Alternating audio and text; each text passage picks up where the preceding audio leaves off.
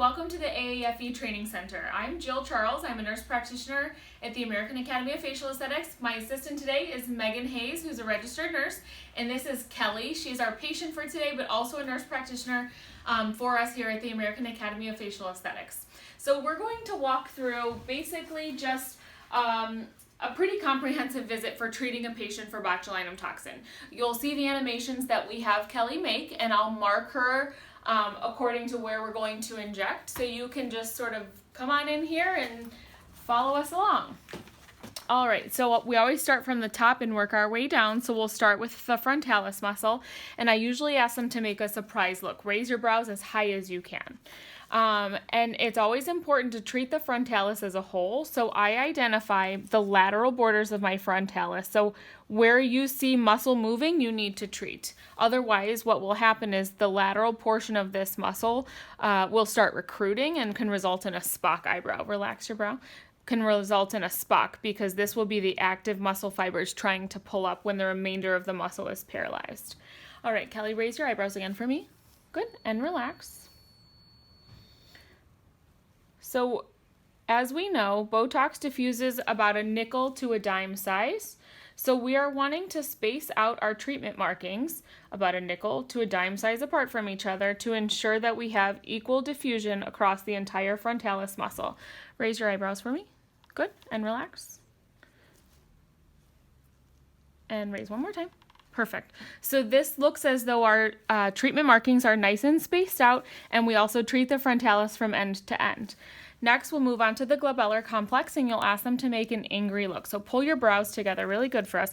So as you can see, Kelly's frontalis is very active. Her glabella is still, it's not quite returned to full activity, but it is important to treat the glabella because if we do not treat the glabella, what will happen is these muscles, they work together, the procerus, the corrugators, and the frontalis. And if we leave those untreated, what will happen is these muscles will start recruiting. Make a really angry look. Good.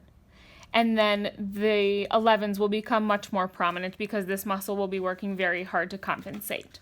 Now moving on to crow's feet, if you can turn to the side so the camera can see, and give us a nice cheesy smile.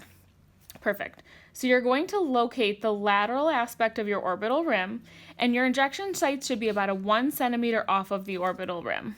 Cheesy smile. Good. Relax. And you'll space out as many injections as they need to treat that muscle. Keep in mind the muscle does curve, and so your treatment markings should also follow that curved muscle. Smile again. Good. Relax. Coming across to her other orbicularis oculi. So cheesy smile for us. Good, and relax.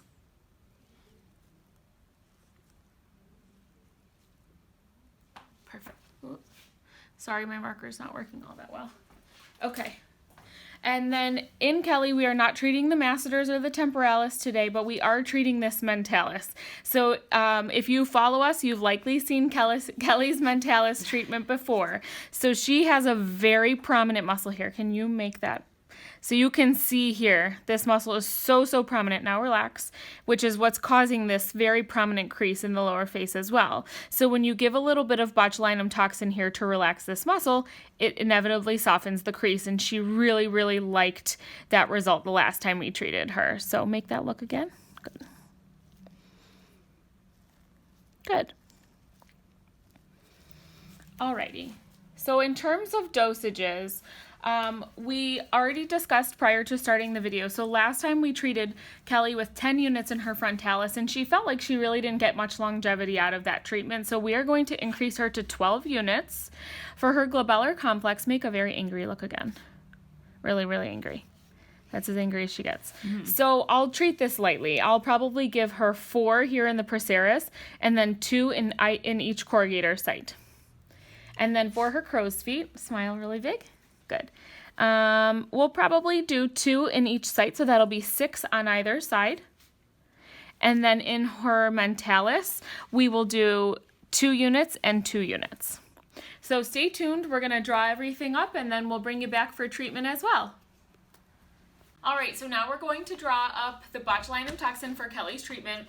In her situation, we are using Botox. So as you know, this vial has already been reconstituted, but we are using a multi-use vial. So you should clean the stopper with alcohol before you go to draw from your syringe, in the event that you don't use the entire vial, we want to use good aseptic technique. I always inject in the amount of air that I'm wanting for my dose. It honestly just makes your syringe fill a little bit easier. So the first syringe we're drawing up is for 12 units. So 12 units on our ComfortTox syringe will be to the 0.3.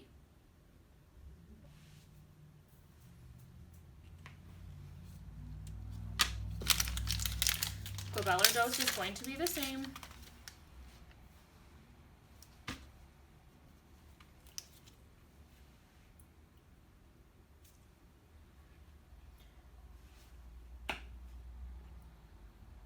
Always find it best to make sure that your vial is inverted. That way you're sure to be drawing up the solution and not air.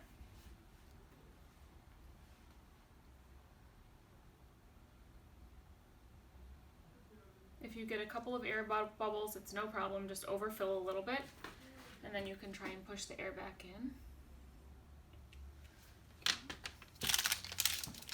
Each crow's feet we're dosing 6 units.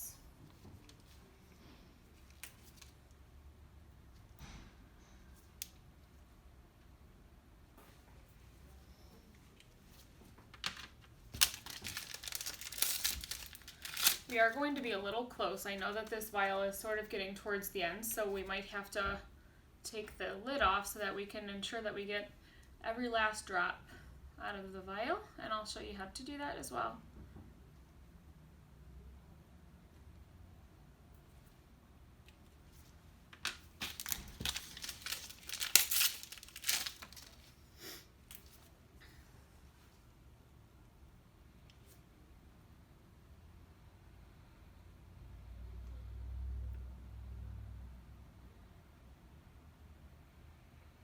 Okay, so we're towards the end.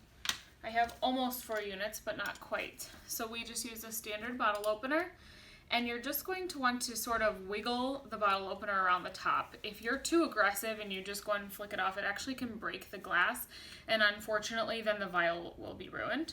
So just very gently, you just sort of wiggle it around the front until it loosens, and then you can just pull it off. Maybe I need to do one more. There we go. So you can just pull off, or it could fly off, pull off the lid, and then you're able to put your syringe in there and actually get right to the fluid and pull back.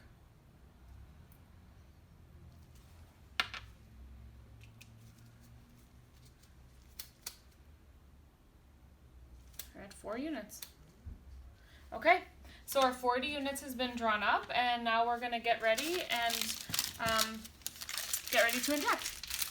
All right, so I just wanted to review something before we inject here. So in this situation, we are treating Kelly with 12 units of botulinum toxin. On her forehead, which I'll show you in just a moment, we have 10 injection sites.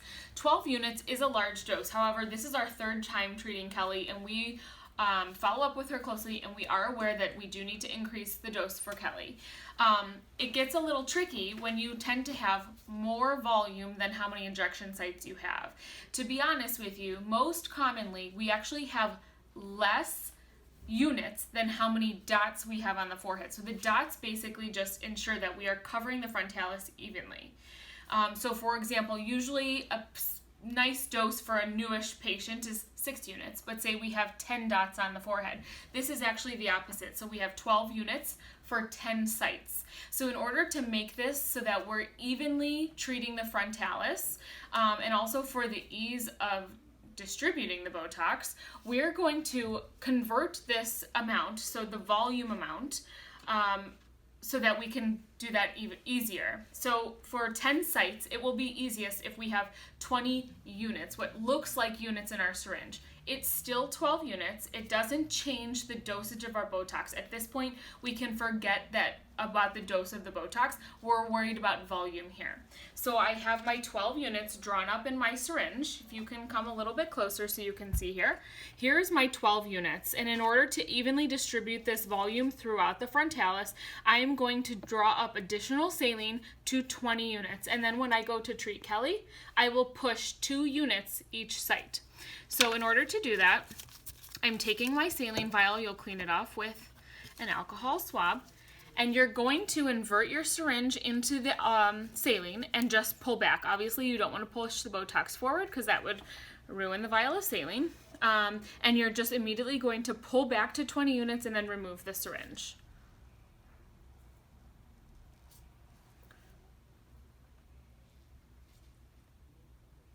Just wait for it to fill. Okay, and we're all set.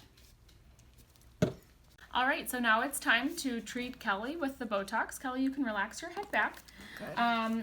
When doing Botox, you can either pinch the skin up or pull the skin tight. I prefer to pull the skin tight. I find the needle just sort of glides under to the proper plane.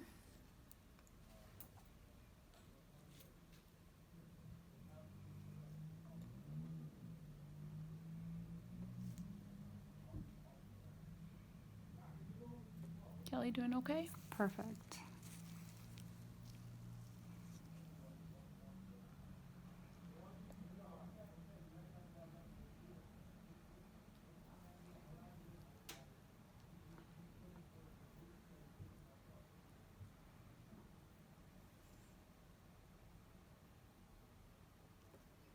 Kelly commonly bruises from Botox, so I'm doing what I can to avoid any vasculature that I can see. Now into the glabellar complex, so I pick up the procerus muscle, go in perpendicular and straight to the hub, and deliver your dose. For the corrugators, it's important that you're blocking off the orbital rim. I will actually pick up the corrugator in my hand here, and I will push my dose. Always being sure that you're blocking off that orbital rim, as we don't want any Botox to migrate down. That might affect lidosis, or might cause lidosis rather. Kelly, you doing okay? Mm-hmm. Good. Crow's feet tend to be a little bit pinchy. Always ensure that you're really pulling the skin tight. Can you turn towards me just a little bit? Perfect. And avoiding any vasculature that you see. You can see a couple of veins on Kelly, which obviously we're going to bypass. Good, and now the other direction.